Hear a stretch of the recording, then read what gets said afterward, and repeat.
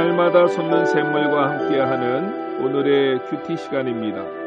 3월 13일 토요일 오늘의 말씀은 사도행전 16장 16절로 21절의 말씀입니다. 바울이 아덴에서 그들을 기다리다가 그 성에 우상이 가득한 것을 보고 마음에 격분하여 회당에서는 유대인과 경건한 사람들과 또 장터에서는 날마다 만나는 사람들과 변론하니 어떤 에피쿠로스와 스토아 철학자들도 바울과 쟁론할세. 이 말쟁이가 무슨 말을 하고자 하느냐? 이방신들을 전하는 사람인가 보다. 이는 바울이 예수와 부활을 전하기 때문이로라.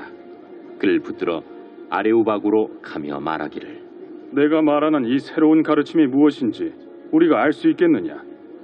내가 어떤 이상한 것을 우리 귀에 들려주니 그 무슨 뜻인지 알고자 하노라. 하니 모든 아덴 사람과 거기서 나그네 된 외국인들이 가장 새로운 것을 말하고 듣는 것 이외에는 달리 시간을 쓰지 않음이더라. 새로운 아침입니다. 여호와 체바오트, 하나님은 우리의 능력이 되십니다. 우리는 새벽마다 사도 바울의 제2차 전도 여행을 함께 살펴보고 있습니다. 사도행전에 기록된 사도 바울의 전도 여행은 1차서부터 3차까지입니다.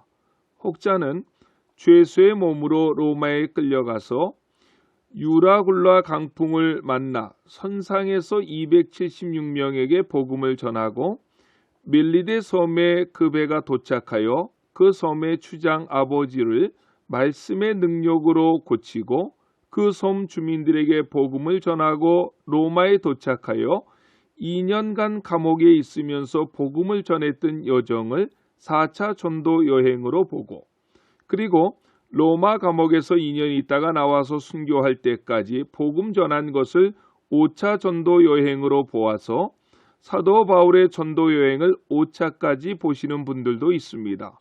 충분히 공감할 수 있는 이론입니다. 그러나 사도행전에서 따라가고 있는 사도 바울의 전도 여행은 1차부터 3차까지만 자세히 언급하고 있는데 각 전도 여행마다 뚜렷한 특징이 있습니다. 1차 전도 여행은 안디옥 교회가 바울과 바나바를 세계 선교를 위한 최초의 선교사로 파송했다는 데에 큰 의의가 있습니다. 2차 전도 여행은 아시아에 머물러 있던 복음이 유럽으로 건너갔다는 특징과 전도 여행 중에 바울의 평생 믿음의 동역자들을 많이 만났다는 특징이 있습니다. 루스드라에서 디모데를 만났고 드로아에서 누가를 만났으며 빌립보에서 루디아를, 고린도에서 브리스길라와 아군나를 만나서 평생 복음 전파의 동역자로 사역을 하는데, 이 모든 사람들은 2차 전도 여행 때 만난 믿음의 동역자들입니다. 3차 전도 여행은 집중화라는 특징이 있습니다. 1차, 2차 전도 여행은 여러 곳을 다니며 그 복음을 폭넓게 전했다면 3차 전도 여행은 에베소라는 곳에 정착하여 두란노 서원을 얻어서 매일 새벽부터 밤늦게까지 하나님의 말씀을 가르치고 제자들을 배출했습니다. 아마도 두란노 서원의 사역은 오늘날로 말한다면 신학교 사역이라고 말할 수 있을 것입니다. 오늘 새벽은 아덴에서 복음 전하는 바울의 모습을 만나보게 될 것입니다. 바울의 복음 전도 여정을 배울 때에는 꼭 지도를 옆에 펴놓고 공부하시면 이해가 매우 빠르게 됩니다. 2019년도에 저희 교회는 바울의 행적을 따라 성경 지리 탐방을 했습니다. 요즘 살피는 지역들을 다녀왔는데 말씀을 접할 때마다 그 지역들이 머리에 생생하게 기억됩니다. 빌립보에서 복음을 성공적으로 전한 바울은 그곳을 떠납니다. 그리고 도착한 장소가 데살로니가인데 바울 일행은 데살로니가 회당에서 3주간 복음을 전할 때 많은 사람들이 주께로 돌아왔습니다. 야손을 비롯한 일부 사람들은 다음 안식일 때까지 기다릴 수가 없어서 평일에도 그의 집에 모여서 성경을 배웠습니다.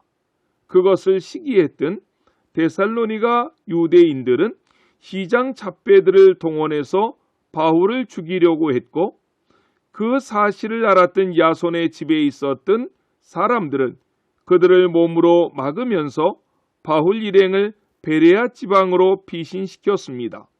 구사일생으로 피해온 그들은 그곳에서도 복음을 전했는데, 베레아 사람들은 데살로니가 사람들보다 더 신사적이어서 마치 스펀지가 물을 빨아들이듯이 말씀에 청종했습니다. 그 소문이 데살로니가 유대인들에게 들렸고, 그 유대인들은 바울 일행을 죽이기 위해서 먼 길을 마다하지 않고 달려갑니다. 이 사실을 알아차린 데살로니가 교인들이 더 빠른 발걸음으로 베레아로 달려와서 바울 일행을 아덴으로 멀리 피신시킵니다. 후에 바울은 데살로니가 교회를 위해서 편지하는데, 그것에 데살로니가 전서와 후서이고, 바울은 가장 개인적이며 고맙고 감사함의 내용을 구구절절 전하고 있음을 보게 되어집니다. 특별히 데살로니가 교회는 세워진 지 3주밖에 되지 않는 어린아이와 같은 교회였는데, 데살로니가전서 1장 3절에 보면 그 교회에는 믿음의 역사, 사랑의 수고, 소망의 인내가 있었던 건강하고 아름다운 교회로 사도 바울의 기억에 남았습니다. 이러한 데살로니가 교인들의 헌신을 통해서 바울 일행은 아덴으로 피신해 온 것입니다. 아덴에 도착한 바울은 먼저 온 성의 우상이 가득한 것을 보게 되었고, 아덴 곳곳에 넘치는 우상들을 보고 의분에 가득 차게 된 사도 바울은 즉시 회당에서 복음을 전하기 시작합니다. 당시 헬라에는 많은 사람들이 모이는 시장 한편에 어디를 가든 지식을 자랑하고 논쟁을 하는 장소를 만들었는데, 그런 곳을 아고라 광장이라고 합니다.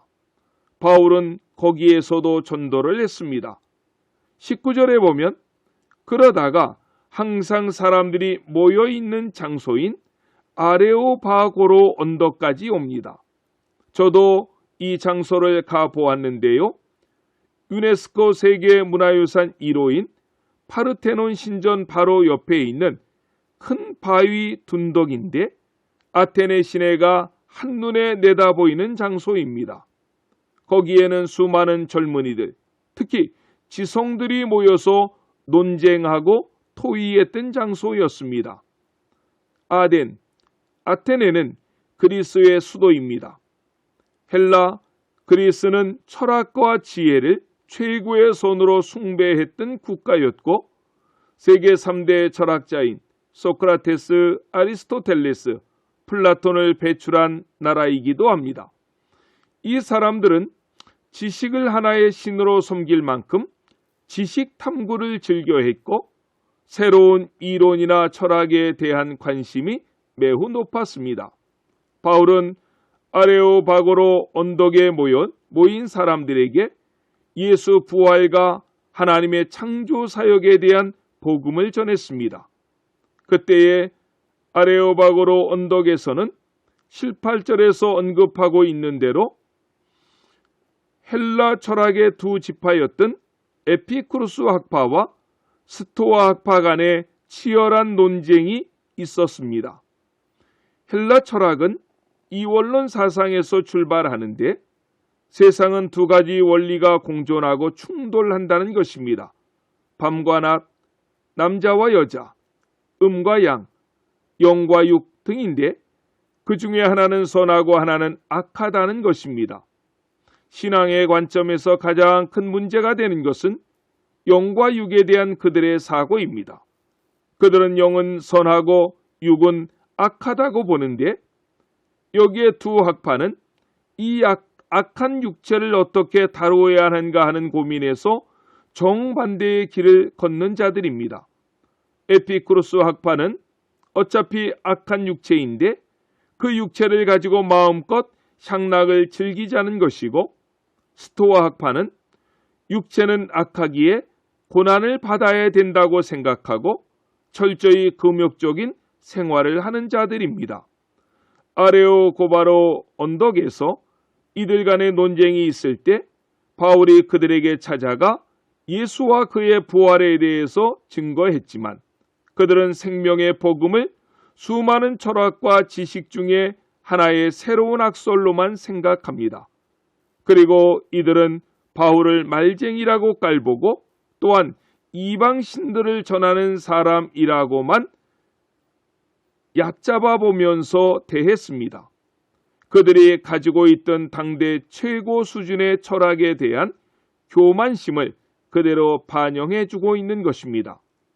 아데네세는 2차 전도 여행 중에 만난 다른 도시와 같은 영적인 열매들이 전혀 맺혀지지 않았습니다. 바울은 스쳐 지나가기만 해도 교회가 생겨난다는 말이 있는데 아덴에서 많은 교회를 세우지 못했습니다. 지식이 조금 있다고 교만으로 똘똘 뭉친 그들의 모습을 볼 수 있게 되고, 교만이 얼마나 무서운 죄인가를 실감하게 하는 대목입니다.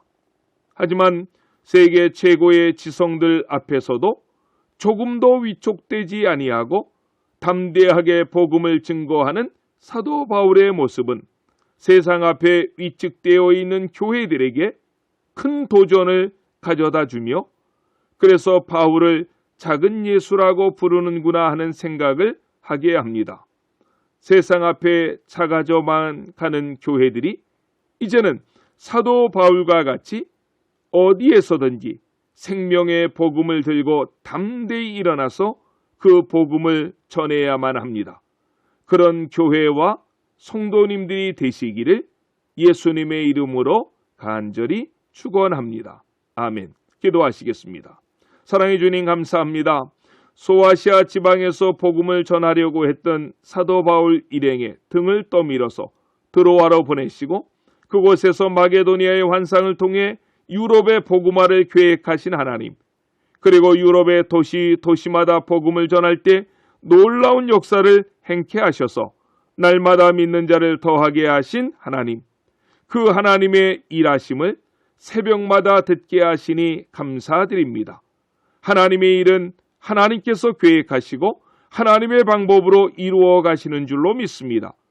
이 일에 말씀 앞에 절대적으로 순종하는 우리 모두가 되게 해 주시옵소서. 특히 바울은 세계 최고의 지성들 앞에서도 주눅들지 아니하고 담대히 복음을 전했습니다.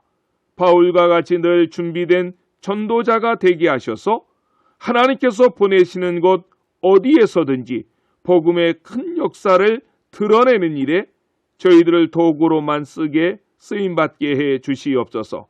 코로나19로 지친 교회와 우리의 조국을 위로하시고 치료해 주시옵소서. 예수님의 이름으로 간절히 기도드렸습니다. 아멘.